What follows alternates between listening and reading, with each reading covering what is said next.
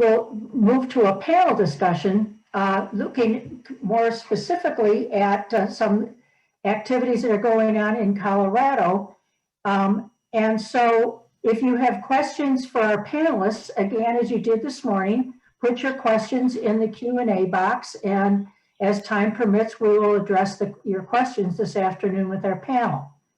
So I'd like to invite our panelists to now come online, and I'd like to introduce our moderator this afternoon, Dr. Stephanie Rose Spalding. The Reverend Dr. Rose Spalding was destined for a career in academia and public service. She's the daughter of Chicago public school educators.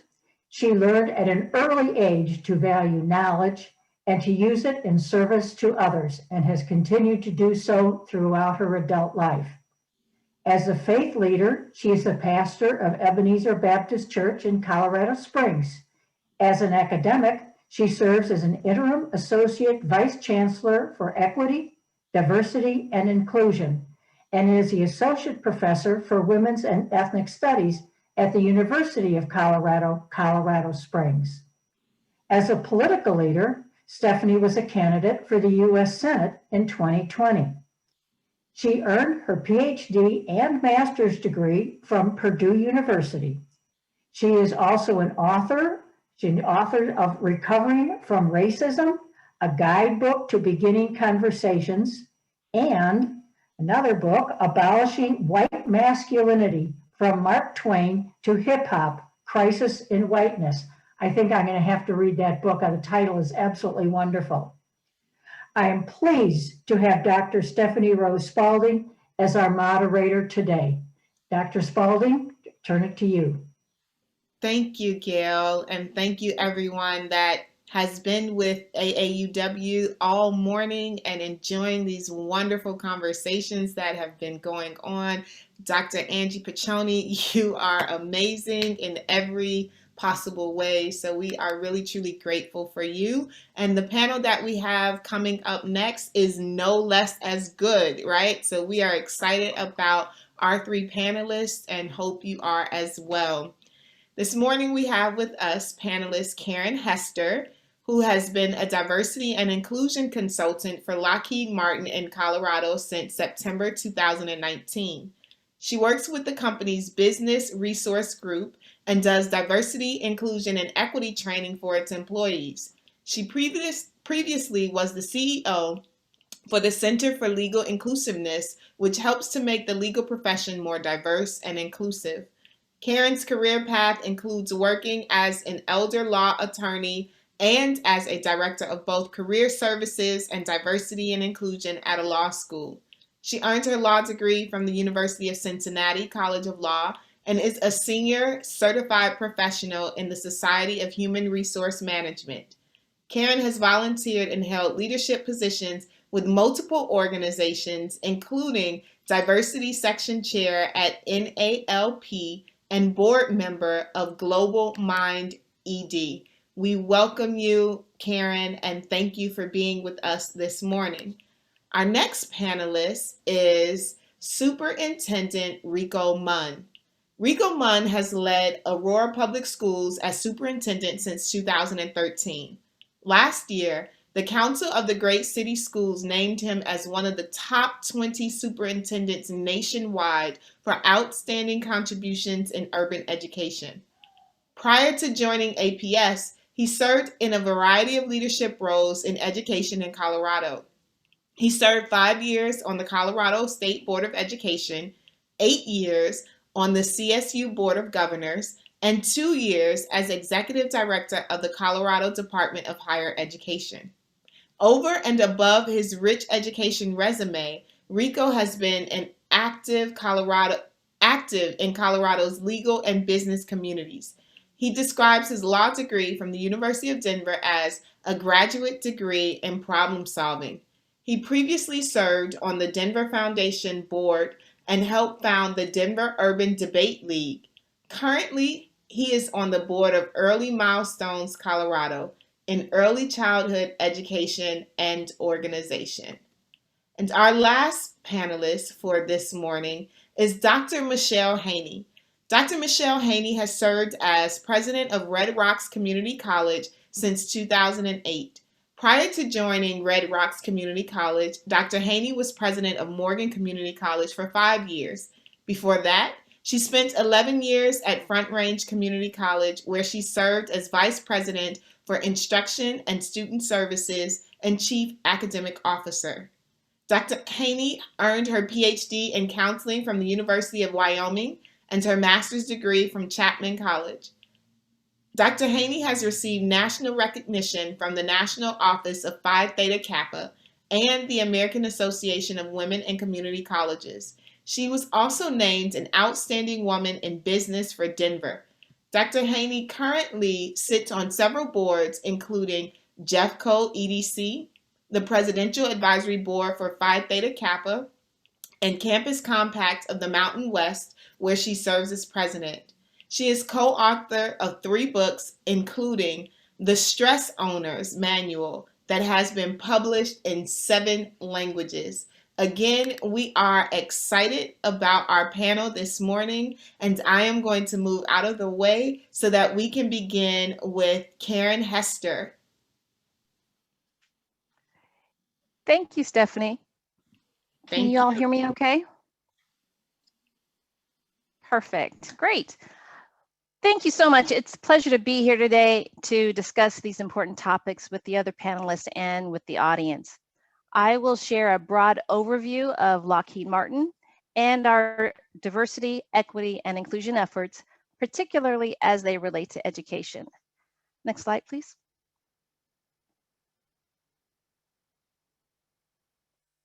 Great.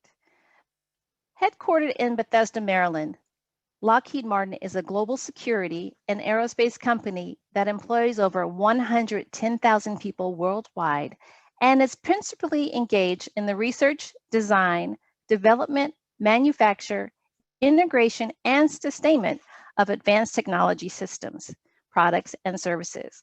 And we produce everything from Black Hawk helicopters to exoskeleton technology. Lockheed Martin has 4 different business areas which solves our world's most complex problems. And those 4 areas, as you see on the slide, are aeronautics, missile and fire control, rotary and mission systems, and space. And I work for space, and I'm so proud to be a part of an organization that has been involved with all major space explorations and is in partnership with NASA.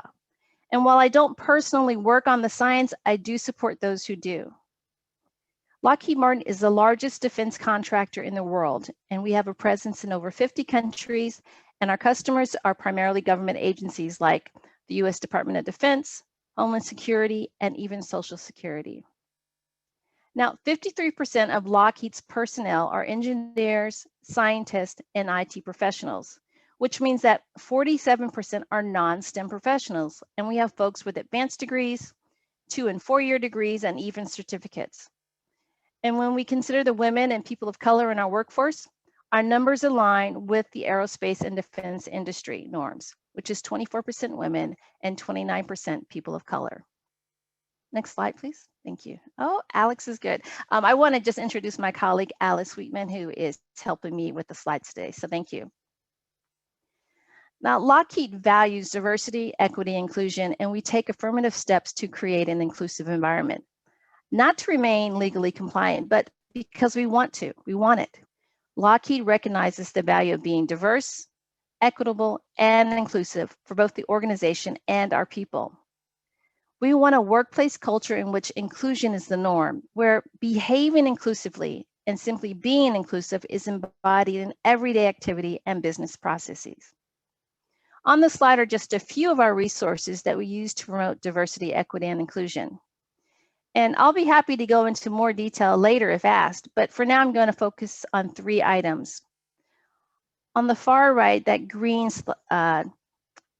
item, you'll see we have 13 business resource groups, also known as BRGs, and employee networks, which we call ENs. And they are voluntarily led groups by employees.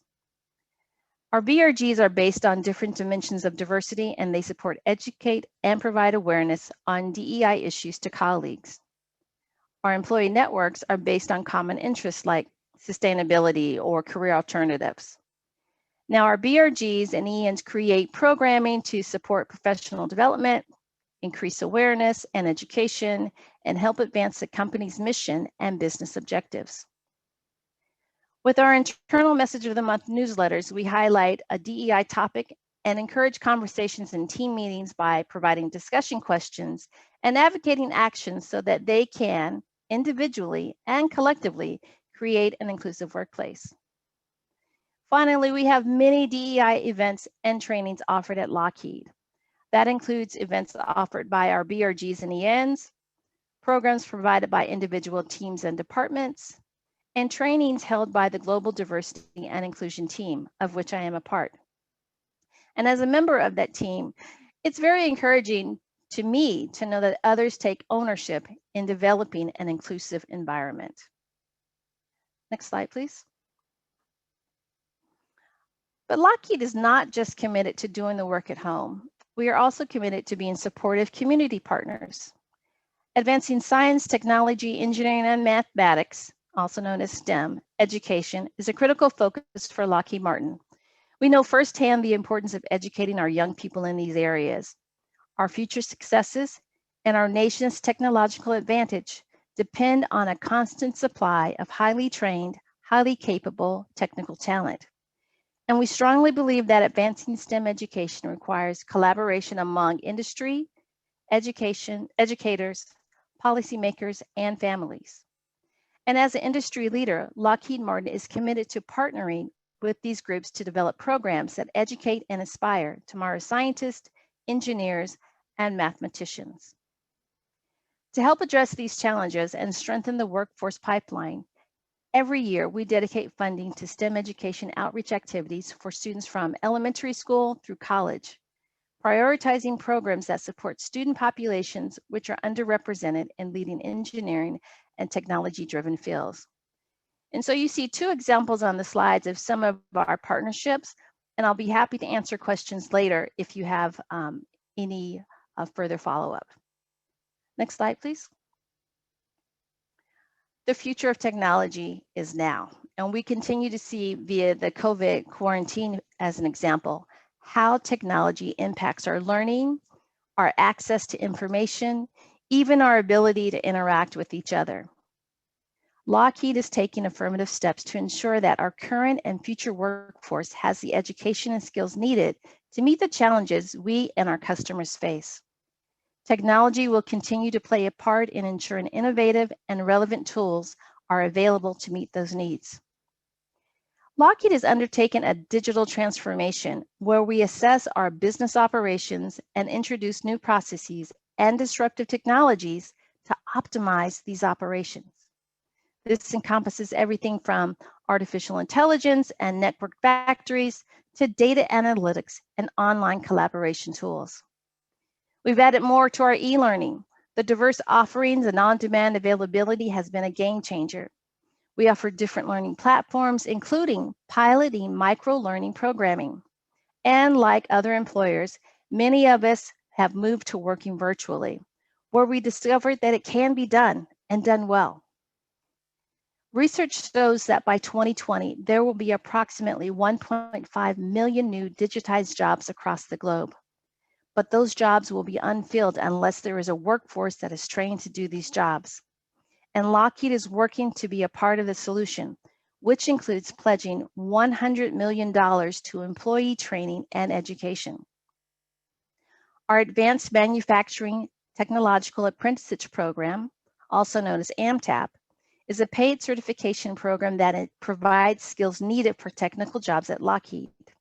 In fact, last year, this program won the inaugural Pledge to America's Workers Presidential Award.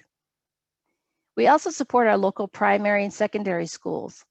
Last year, Lockheed gave grants to school districts, including Jefferson County, to support their remote learning needs with devices and Wi-Fi. Lockheed also provided thousands of units of personal protection equipment to students and other supplies, including high-volume printing projects and safety signage to help districts serve students remotely and prepare to bring staff and students back safely. So if you believe in the saying, it takes a village to raise a child, Lockheed is proud to be a contributing member of that village. For COVID and the resulting quarantine, it has impacted Lockheed Martin, but we've adapted to this current reality and, in my opinion, have become stronger. Communication is key for times like these, and as a result, COVID Insights was born. This online resource provides information and resources to our team. With the quarantine in place, it couldn't be business as usual, and we implemented Ellen Forward to ensure our members' safety and their needs are being met. This initiative also included long-term flexibility in meeting customer missions, both on-site and in a virtual environment. So in practical terms, this meant incorporating flexible work schedules, allowing some work to be performed in a virtual or hybrid setting, and adopting more virtual tools, software, and training to increase collaboration across multiple environments. Throughout 2020, Lockheed worked with local officials, school districts, and service organizations to provide items and funding to address our community's most pressing needs, including families and students navigating remote learning. Lockheed Martin recognizes the widespread equity gap being exacerbated by the impact of the COVID-19 pandemic, hence the grants and supplies to help minimize that gap as it relates to educational access. So when we were putting together our PowerPoint, we were asked, how can AAUW help with Lockheed Martin's efforts? And so I share with you these 3 items on the slide. While Lockheed meets the industry standards for the percentage of women and people of color employed, we want to exceed those standards, and that's where AAUW can help. We have many different opportunities for people to begin a career at Lockheed for both young people, experienced professionals, and those returning to the workforce. And we encourage your students and colleagues and people that you know that are interested to check us out. We have internships that are available. We also have a co-op program that we work with local universities, and then the workforce programs, including ANTAP. Remember, when I said that 53% of our workforce are STEM professionals, that means 40% aren't. So we need folks with different degrees and experiences to come work with us. And they can do that as we do space. Please join us, and thank you.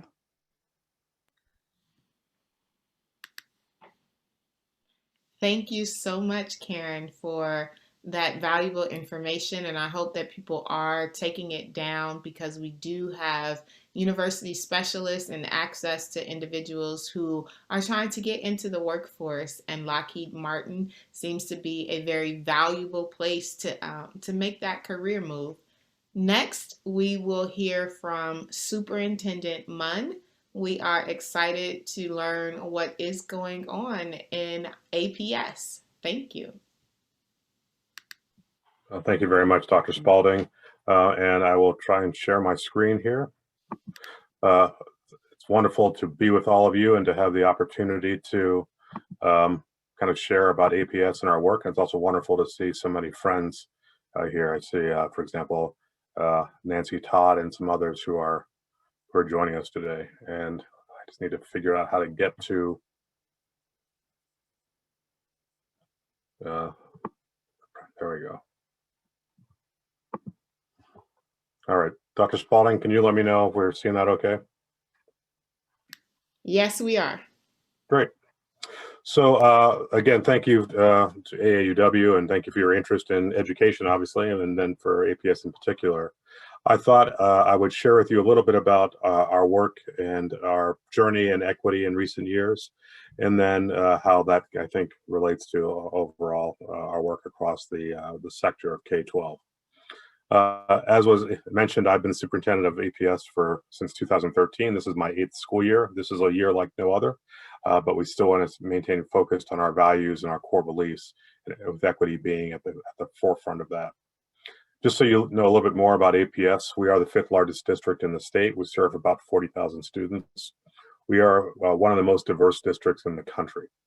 We have a very complex dynamic of who we serve in our community, and we're very proud of that. We know it's a richness that serves us well, but it does create a complicated environment for us to always think about how best to serve our community and best to serve our students.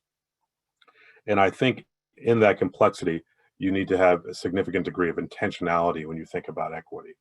And I often am concerned that people don't apply that same level of intentionality and rigor to thinking about equity as they do other things. And so that's a space that we've tried to occupy. Just to give you a little walk through our journey in recent years. The district started doing some really intense equity work back in 2009, prior to my tenure with the district, through several years working with the Pacific Educational Group. When I came in 2013, I assessed that we needed a shift in our work, that we needed to do our work a little differently to make some impact with our kids. And so we shifted to a different framework. I show you this because I really think it's important to understand that equity isn't cookie cutter. That work shouldn't be just, here are the 4 or 5 boxes you need to check and that you're doing equity work. Likewise, I think it's a falsity to say that if you're not doing X, Y, and Z, you're not doing equity work. I think like all learning environments, you have to assess who you are, what you're doing, what your outcomes are, and then apply the appropriate work to the appropriate time and space. So as you've seen, we've evolved and changed our work depending upon who we are and how that was getting outcomes for our kids.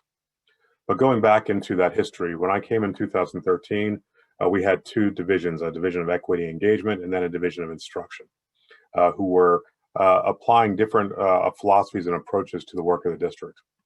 And I was concerned because I believe that that created a situation where in the district we viewed equity as a separate piece of work, that it wasn't embedded in everything that we did.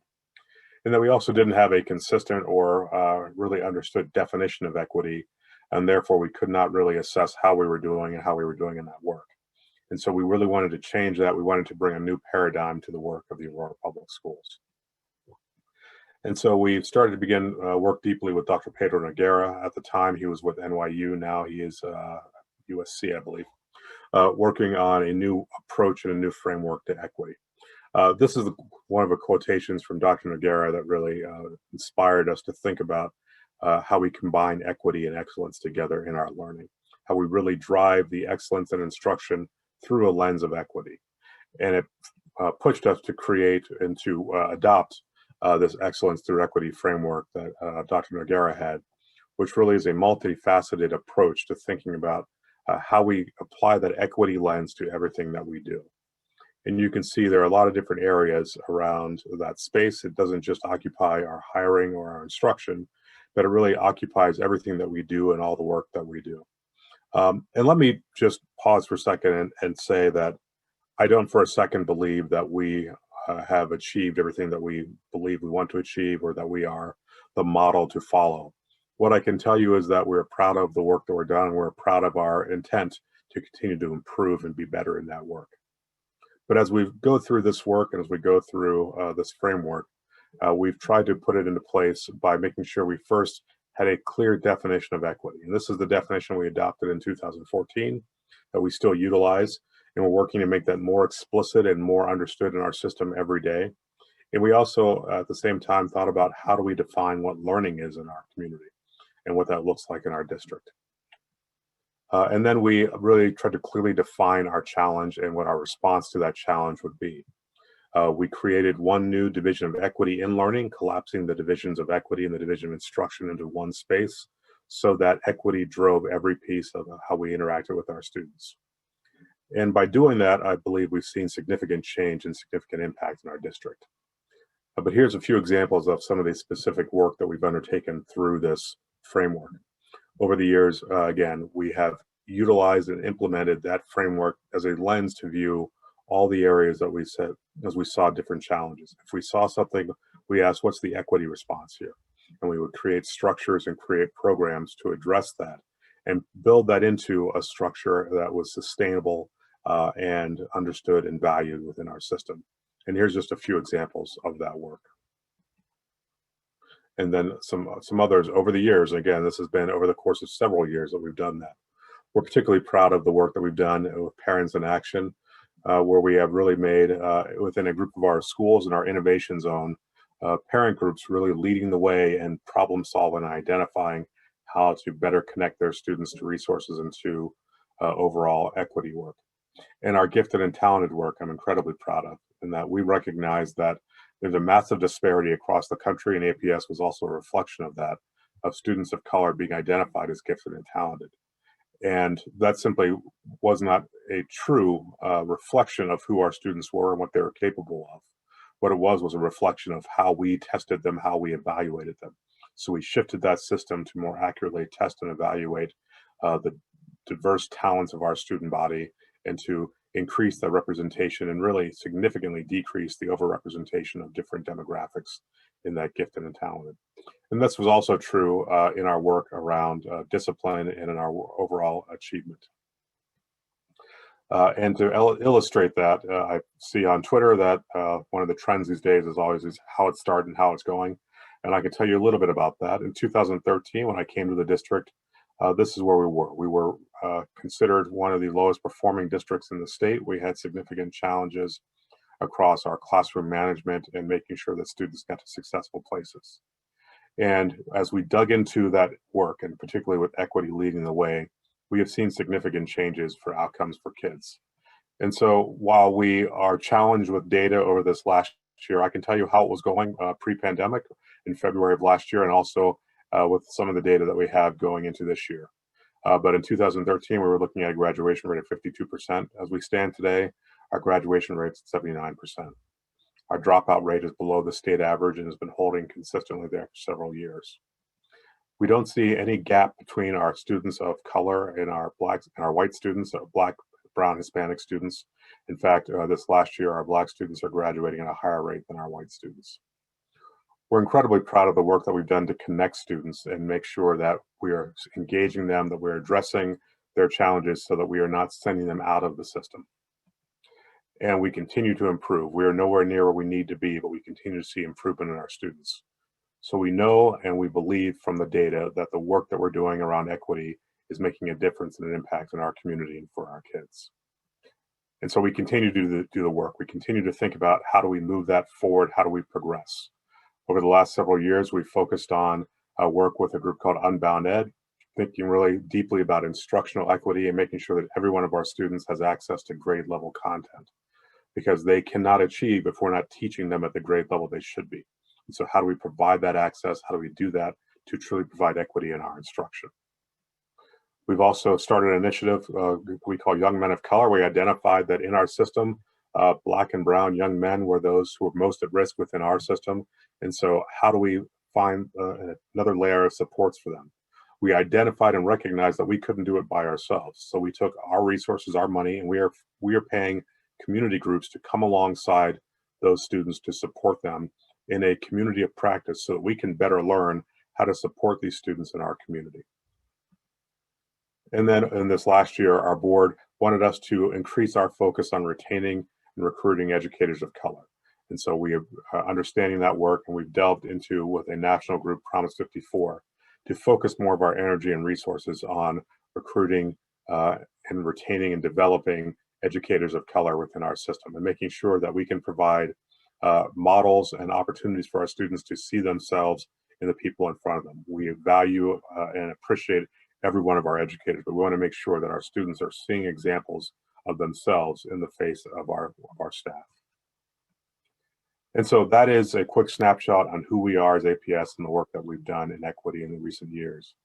And just as I close and turn back to Dr. Spalding, what I would say is across K-12, there's some tremendous work going on, but we know there's more work to do. And we know that if we're going to continue to serve at a high level an increasingly diverse student body, we need to shift all of our dynamics to make sure that we are leading with diversity, equity, inclusion in all of our work. So I look forward to the Q&A at the end, and Dr. Spalding, I turn it back to you.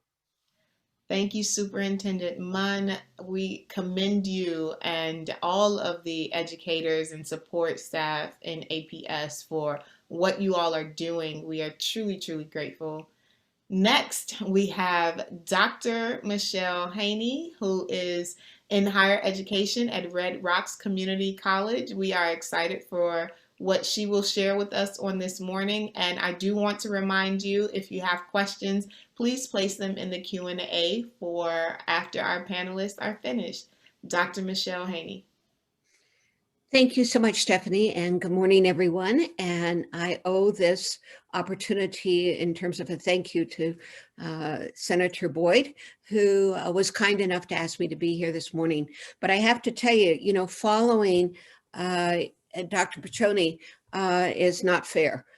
So she's talked about higher education. I will try not to duplicate all the great work she's already talked about, but also to share with you what's happening from my perspective with community colleges as well as the rest of higher ed.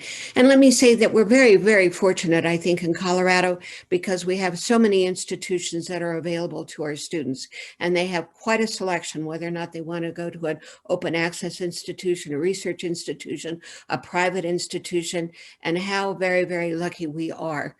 So I'm going to actually turn off my video. I'm going to come back on, but I want to be sure that you're looking at the slides that we have. So as we look, and I don't want to repeat what Dr. Piccioni has said, but education has long been considered the great equalizer in our society. It has been seen as the almost guaranteed pathway to both economic and social mobility. And I say that, but however, the fact is the inequality continues to be, unfortunately, one of the most enduring features of higher education. The racial, ethnic, and class-based disparity in college access, enrollment, and completion, continues to persist despite years of working hard, across our institutions to sort of counteract that. So it continues, unfortunately, to be that separate and unequal access to higher education. And that's truly what we want to work on. Thank you. So, why does it matter? Obviously, it matters to our students. It matters to our colleges. It matters to our community well-being, because that is certainly makes a difference within, the active citizenry in terms of our community and the economy. We need that workforce, and that diversity, equity, and inclusion makes such a difference in terms of the economy. Next slide, please. So we talk about higher education in Colorado, and certainly Angie has certainly hit that. Let me talk a minute about community college, because the Colorado Community College system in Colorado is the largest higher education system in Colorado. And oftentimes I think we're applauded for having one of the highest national education attainment rates. However, we've spent a lot of time recently taking a look at our data. And what we are finding out that the white majority population is more than twice as likely to attain a post-secondary credential as opposed to our Hispanic and Latino population, and 1.5 times that of our Black, Afro-American, and Native American students. So we have a lot of work to continue to do. The community college system serves as a primary provider of access and opportunity. We have 13 individual community colleges that belong to our system. We deliver to about 121,000 students annually, both online and at 40 distinct physical locations statewide. And we oversee not only secondary, but also we have the responsibility for looking at post-secondary career and technical education across the state. So that becomes a real focus, and you think about equity and inclusiveness, that's huge in terms of delivery. Next slide, please. So when I look at the gaps, and this sort of gives you a feeling for the gaps we're experiencing in the state of Colorado.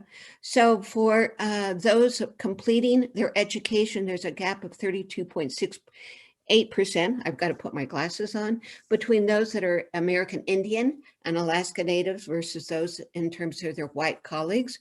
25.7% for the Afro-American and Black communities, and 37.4% for our Hispanic communities. Huge equity gaps, and certainly that's what we've been trying to figure out. How do we approach these issues? And again, for open access institutions. Next, please. So, when I think about open access institutions, and of course, that's what community college are, and I keep saying, we want to change people's lives on a daily basis. We want to take people where they are and take them to wherever they want to go. And we have been those colleges that have really been where low income and minority students have found their opportunities. So it becomes even more and more important for us to take a look at our policies and our procedures and our outcomes to be sure that what we have in place are not barriers to our students, because quite honestly, that's been the case. We're concerned about what's happening in our classroom, what's happening in every delivery that we have in terms of post-secondary education. Next, please. So opportunities exist. I think as many of my colleagues have referenced, we're not there. We have opportunities. We need to work on it. Some of the figures that you see here on this slide, 1974, 14% of white students, 5.5% of Black students, and 5.5 Hispanic students completed 4 years of college. But, it hasn't changed a whole lot when you look at 2015, or you look at children born in the 1970s, 11.3% of low-income students earned a bachelor's degree. That's not acceptable. And then you look at the 80s, it still hasn't changed. So we have a lot of work that continues to need to be done. Next, please. So Red Rocks, and I've been pleased to be a part of that institution for the last 13 years. Our diversity has grown over that period of time, but let me share with you where we do have issues. We don't have a diverse faculty. We're working hard because we know how important it is for our students to find someone that looks like them that's on our educational staff. So we are working to make a difference there. We're looking at all our policies and procedures and where our barriers are. We serve Jefferson County, but we also serve Park, Gilpin, and Clear Creek counties. And as you can imagine, the demographics are very, very different for all those counties. And we're working hard to figure out how can we serve them better. Next, please. So our journey in terms of the equity focus, and let me say that it's been difficult, obviously, this last year, as I think all of us would agree to. And where we have found issues is for our students, our low-income students, our students in terms of minority population, and also our women students who've been truly affected by COVID. Obviously for young women who have childcare issues, we've seen a huge dropout that has affected them. So our journey through this process, we have a longstanding volunteer diversity council. Actually, we're the first one through our community college system that had one. We hired a director in 2013. We have continued to work on our strategic plan because we think it's important that we look at our campus climate. How comfortable are our students who are marginalized feel on our campus? Do they feel safe? Do they feel welcomed? Do they feel that they have access? What is our student recruitment and retention looking like? How are we working with K through 12 right now to be sure that we offer those opportunities? I mentioned employee recruitment and retention is huge. What is our outreach and partnerships with both four-year institutions as well as our K through 12 partners? And again, what is our effectiveness and are we accountable? And we certainly want to be. Next, please. So we certainly have the focus on equity, different than equality, as you all know, because we want to be sure we remove those barriers and close gaps and close those gaps that we currently have. And, for our institution, it's been predominantly white. That's changing right now. We have a 19% Hispanic population. And so again, how are we going to make that difference? Next, please. So why equity?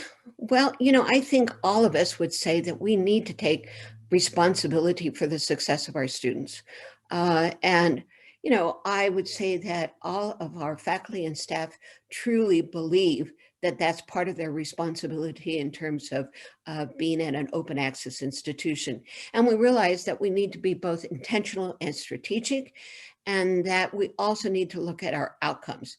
I think Angie mentioned it's not just the recruitment effort. It's not just the enrollment, it's completion. And what are we doing to be sure that completion is there for those students? Next, please. So, what have been our strategies? We have done much of what all institutions, I think, guided pathways.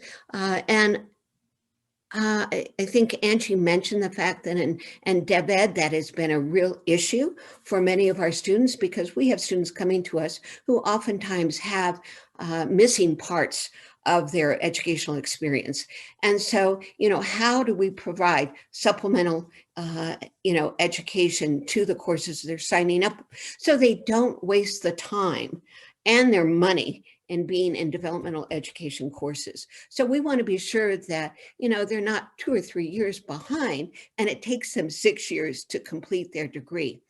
We also want to be sure that our students at community colleges have the opportunity for high impact practices.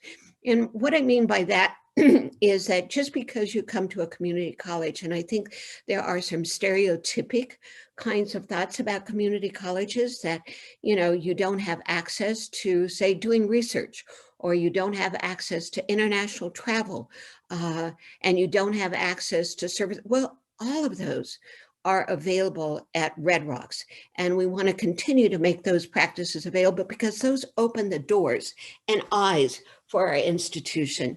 We also want to be sure that, we talked about briefly mental health issues. And I agree with Angie that as we did a survey of our students and what's impacted them during this COVID experience, mental health was number one.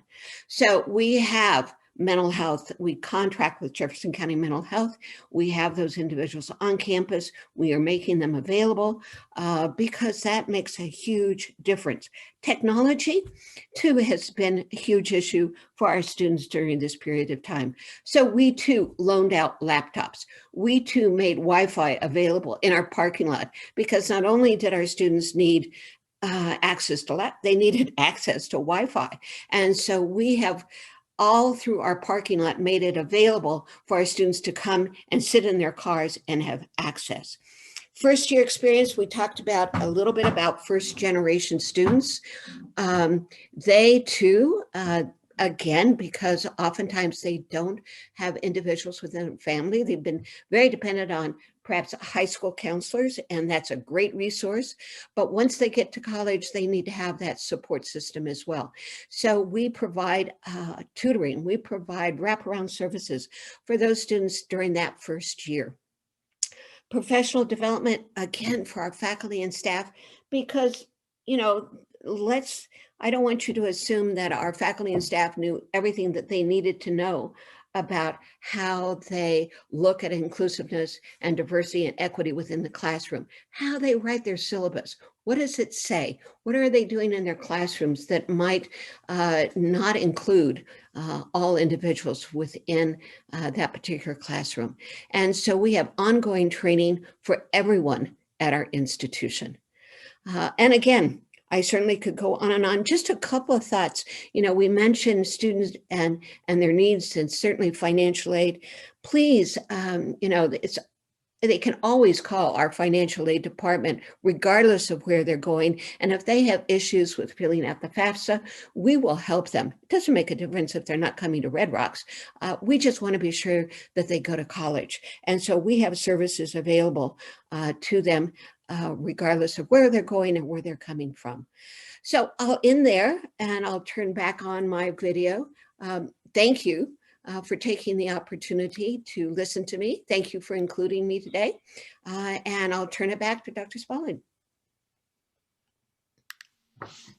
Thank you. Thank you, Dr. Haney. And thank you, all of our panelists. And I would invite all three to join me right now for a few questions that our audience members have regarding your presentation, and to the work that you all are doing.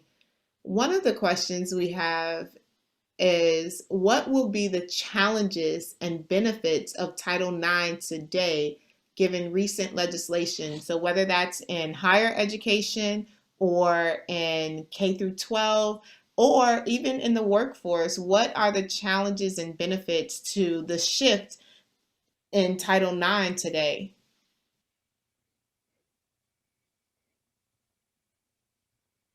I will start with Dr. Haney. I was afraid you were going to do that. I was interested. I heard Angie's comments in terms of opening the doors, and I would say, in terms of higher education, that has made a opportunity, obviously, that did not exist prior to that, and has had a tremendous impact, I think, in terms of our student bodies and the equity that's available to them. But I know it's all already, had influences with K through 12. So I'm going to say, Mr. Munn, what are you thinking?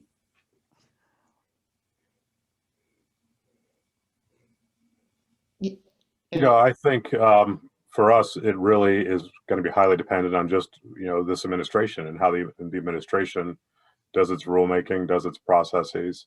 And, there were dramatic shifts from the Obama administration into the Trump administration on a host of areas, obviously, but in Title IX and how that was understood and applied were different.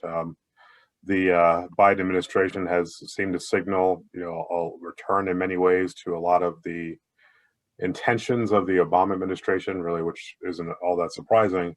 But we'll have to see how those rules play out and then understand how that impacts our space.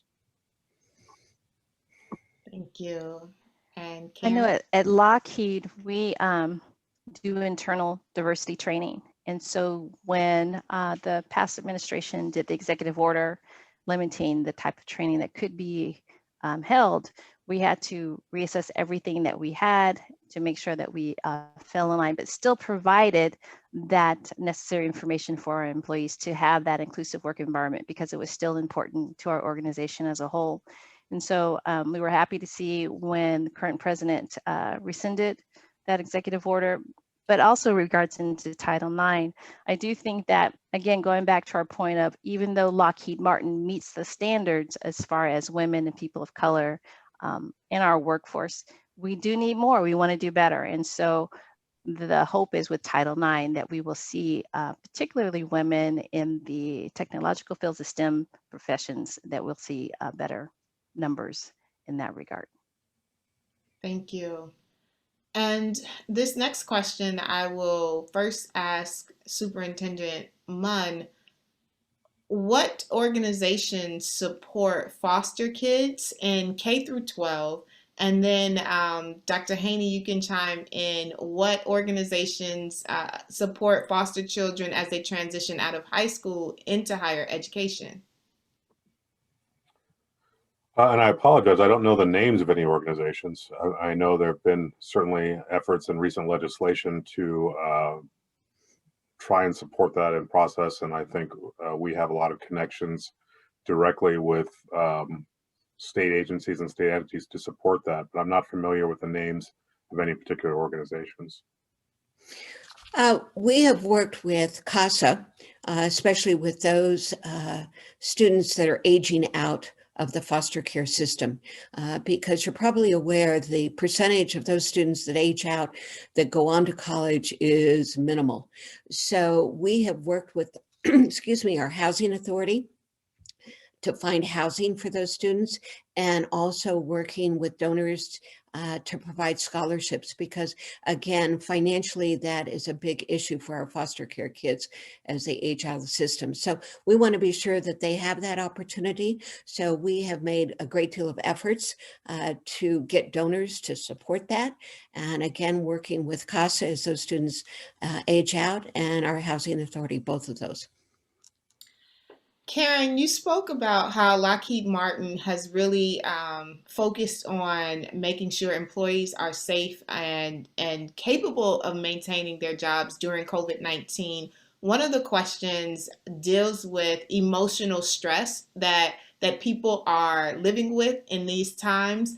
And it was specific to Colorado's high suicide rates, especially from our K through 12 population. But I would like both industry as well as education to address what are we doing to deal with emotional stress? Great question. And we have a couple of things that we're doing at Lockheed. One basic one is one of our benefits is called the Employee Assisted Program. And there we offer free counseling, not just for the employees, but also for family members as well. And then we have, I mentioned our business resource groups. And one of them, well, all of them deal with mental health, mental awareness, and we do programming to make people aware and inform them of the resources, not just internally, but externally in their community, because we realize that it's bigger than just Lockheed. They have issues that involve outside of the workplace. And so we want to make sure that, number one, people are aware of those resources, but two, recognize that their supervisors, their managers are supportive. So if they need additional help, if they need to be able to work from home, I believe Dr. Haney mentioned women in the workforce dropping out because of the impact from COVID. That option, if it's available to them, we want to make sure that they are aware of it and we can provide that. I actually work from home remotely. I've been doing that since March. And so it's been a blessing to be able to do that. And while not everyone at Lockheed has that option just because of the work that they do, those that can have that opportunity to do so. And so I think that offering that flexibility and being aware that not everyone is affected in the same way, but may need help, and that help is available, that goes a long way. Superintendent Munn, what are we doing to support our students and address the high suicide rates? So we were fortunate in APS in 2018, we passed a mill levy, and a significant portion of that was dedicated to mental health supports for our students. And so prior to the 1920 school year, we actually had hired 100 additional mental health professionals into the district to support our students. We, of course, didn't anticipate how they would be utilized and the tremendous need that they would have later on in that school year, but we've been blessed with that resource. The plan at the time was also to begin training all of our student-facing staff in the training framework of mental health first responders. And to begin that work over the course of several years. That, of course, has been interrupted, but we're committed to trying to find ways to make sure our staff know how to identify and recognize our student needs, and then be supported by mental health professionals who have a particular training to support them. Then on the staff side, like Lockheed, we engage the EAP and really try to make sure our staff are aware of that and utilizing that.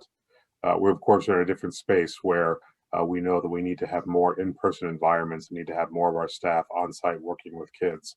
And so trying to provide structural ways, be it in our scheduling or on our calendar, to be supportive of the needs that staff are experiencing, like we all are across and during this pandemic.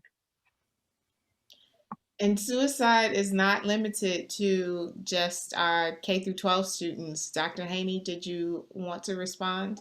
Oh, I'd be glad to. And as I mentioned, we have Jefferson County mental health providers on campus and to work with our students. But we also put all of our faculty and staff through mental health first aid so that they could be of assistance in identifying the issues that they saw coming forward. We also have what we call our behavioral intervention team. Anyone on campus, be that a student, faculty, staff, can report a concern. And we will act on those concerns, whether it's doing a well check or whatever it requires. We also are training faculty to watch for that even remotely. What are they seeing from students as they are sitting in a remote environment? We also have a wellness program for our campus. And they do pop-ups every week. So our faculty and staff, because it's not just our students, our faculty and staff have suffered as well during this period of time. And we want to be sure that we provide them with resources. And EAP certainly is what we do as well. Thank you. This question goes back to Superintendent Munn. What is being done to reach out to students that disappeared, quote unquote, when classes went online due to COVID? And what percentage of students are you finding in this area in APS? Well, student engagement is the biggest challenge right now, keeping kids connected, keeping kids engaged. So just to give you a sense of kind of where we sit, roughly 40% of kids in our district opted to be fully remote during this school year.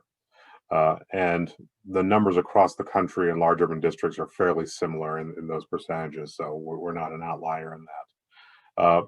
And then you have students who opted to be fully remote and then who are not engaging in that remote sphere. And then you have students who simply did not show up at the beginning of this school year. And we have a variety of different approaches for that, including socially distant home visits, phone calls, trying to reach out to those families. And, as in any school year, some families moved, right? And that is appropriate, and trying to understand that. And sometimes they move and don't tell us, right? And so we have to figure that out. But we're really concerned about those families who we believed are still there, not engaged, not connected. And we work with community organizations, community navigators, and our own internal community liaisons, and just, different building staff who have particular connections with families to keep reaching out and connect, to make sure that we can be supportive, we can bring them back into the educational environment and try to reconnect them to the educational community. And I'm sure, as Dr. Haney pointed out, there have been a number of students who have, in essence, disappeared at the higher education level. What are you all doing to reclaim those students and to help them get through and finish those degrees? Well, it's a challenge because certainly we understand why our students are dropping out. Oftentimes it's job loss, sometimes health issues, food insecurity, housing insecurity, you name it. And not that we can solve all those problems, but we reach out certainly to offer any financial assistance. We don't want our students to go into debt, and that's a big issue for us. So we look for students that have just perhaps 10 hours to complete, and they'll have a college degree, and we're willing to offer them scholarships so we can get them back in so they can finish those degrees and be ready for the next step in their career pathways. So we're very concerned, certainly for K through 12, if students are electing to take a gap year, they're referring it to a gap year and waiting for a year to start their college education, or gap year, they're coming back in a year from now. What we know is once people step out of the system, it is so difficult to get them back in, especially to finish their college education, especially if, a job issue, becomes more important because they have to support their families. So, not that we don't want to support them in that way, but, offering courses part-time, offering them on weekends, being sure that they have the financial aid information. We're trying to do all of those things. Thank you. And one final question that was in the chat or in the Q&A is, Dr. Munn, can you describe APS's tech ed program and career program? I'm a lawyer, not a doctor, but certainly I try to type a quick answer to the questioner in the chat, but just for the group, I would say the brunt of our work really is done through Pickens Technical College, which is one of the state's 3 career tech colleges, and they do tremendous work there to connect our students to some high-level CTE opportunities. We support students' transportation to and from there, and also their scheduling with their high school to try and make sure they provide that opportunity. But that's really where we really leverage that in the largest way. Now we continue to look at how do we expand that, particularly with the work that we're doing now with the process we call Blueprint APS, where we are looking at more connecting our students to some opportunities in the community. So we're going to be expanding that work. I'm really excited about looking at the One Health space in particular, trying to leverage some of those opportunities connected through Anschutz and partnering with folks like CCA and Dr. Odenhoven in doing that. And then also creating more STEM and STEAM opportunities through some other magnet school and specialized opportunities that we're working to create as we shift some of our work and some of our assets with the changing demographics in our community. Awesome. And this is the final question for our panelists. And I will start with Karen. As you pointed out, that 47% of Lockheed Martin's employee population do not have tech degrees or science degrees. And so much emphasis over the last decade or more has been around STEM and technology. What are the soft skills, especially as we do the work of equity and diversity? What are the soft skills that really matter in this process of having robust, diverse, and inclusive employees? I love that question. Thank you. So I think this is a skill for everyone, communication, right? The ability to not only be able to put together your thoughts and share them with others, but then understanding what others are saying to you and being able to apply it to whatever the issue is in front of you. And so we find that people with communication background, English background, marketing, they're valuable. I also think the analytical, logical thinking skills, the ability to put forth a plan and work with those with the technical background and those that are the non-technicals and put it all together and making sure that we can move forward.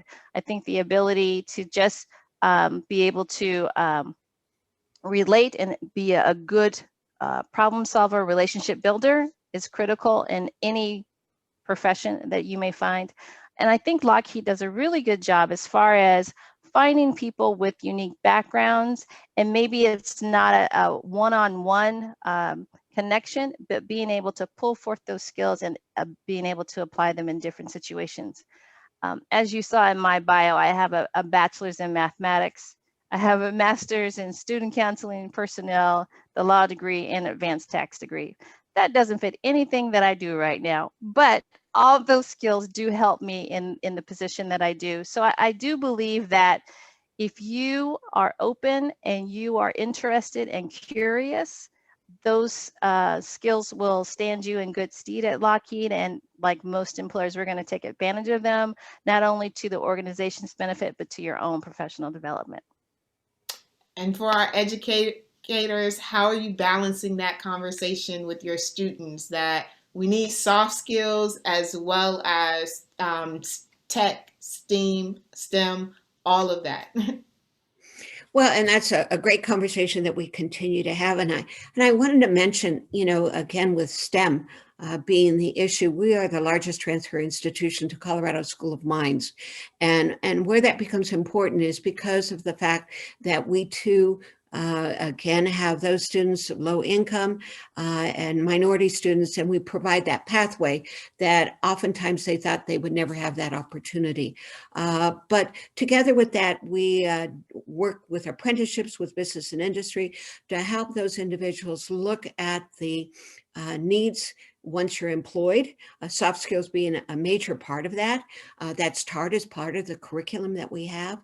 And one more thing that I didn't want to forget, and I had forgotten, in terms of access, and we talk about career and technical education programs, community colleges now offer bachelor's degrees in applied science areas, which again affect the STEM, but it's also an access opportunity for students to get baccalaureate degrees at community college rates. And so it's a wonderful opportunity, I think, for introduction to STEM. And for us in our space, we recognize in our vision that our goal is for every student to shape a successful future. And that future is designed by that student and their families, not by us. And so we recognize that there is a whole host of skills. We've built out an intentional framework around that, built on the Colorado Workforce Development Council's work, recognizing 21st century skills. And I would say that for us, one of the biggest ones that we try to work and develop is around team building. How do kids understand the diversity of their partners, understand the strength of that diversity, and bring those together to accomplish their goals. Well, again, I want to thank each and every one of you for sharing part of your morning with us. I am sure that the community of AAUW Colorado is grateful for all that you have offered, and that they are looking forward to a robust remaining conference day. Thank you all again, and have a wonderful Saturday afternoon. And I thank you, Dr. Munn, Dr. Haney, Ms. Hester, and Stephanie Spalding for this wonderful discussion that we've had here. I know it has given many of us at AUW a specific idea of what we as AUW members can do moving forward with our organizations. And so, again, I thank you for a wonderful conversation and a good challenge for us as we move forward with our AAUW plans individually as well as with our branches. With that,